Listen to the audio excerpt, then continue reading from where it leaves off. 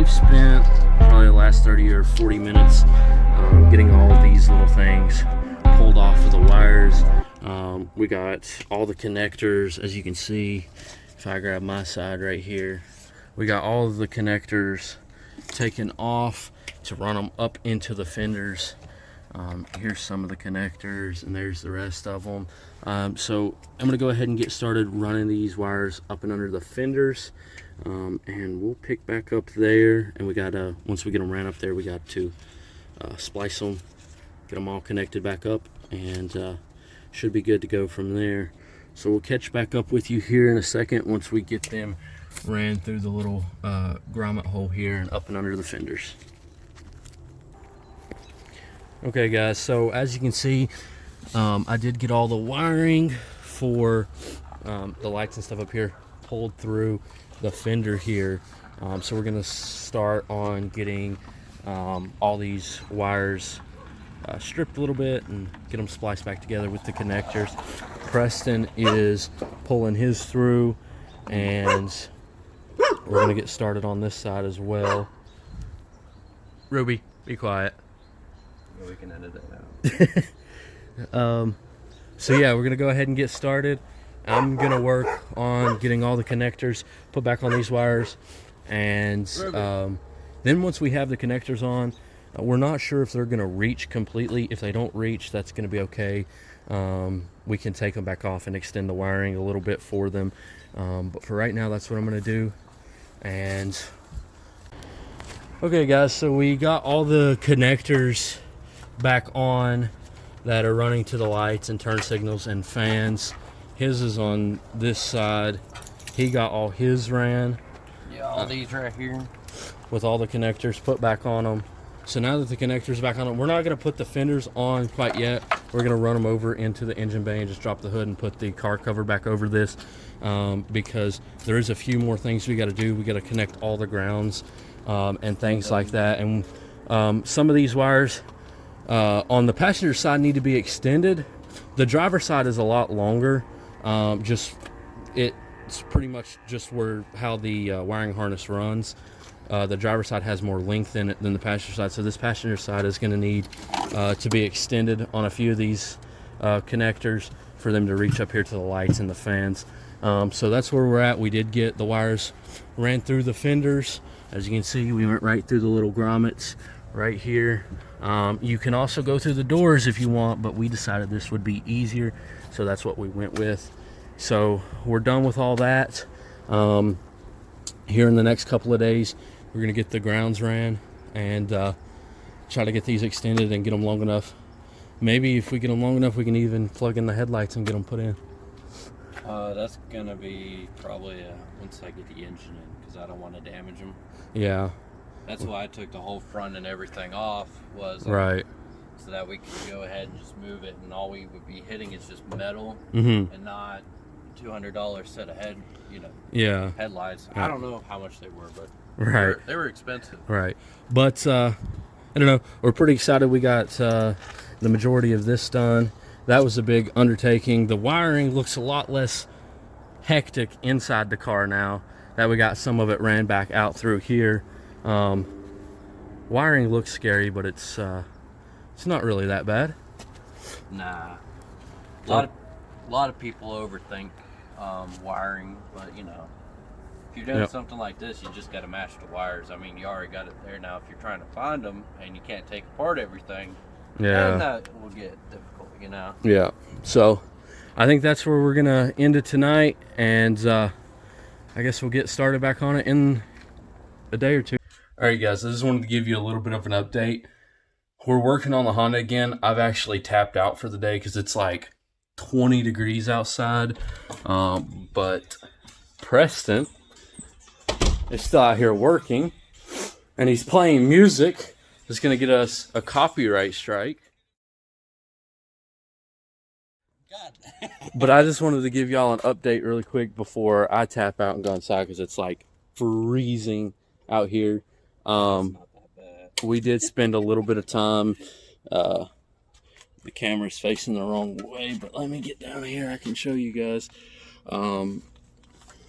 These black cords right here Preston stopped by the store today and got some 18 gauge wire, so we went ahead and extended for the headlights and turn signals and running lights and things like that.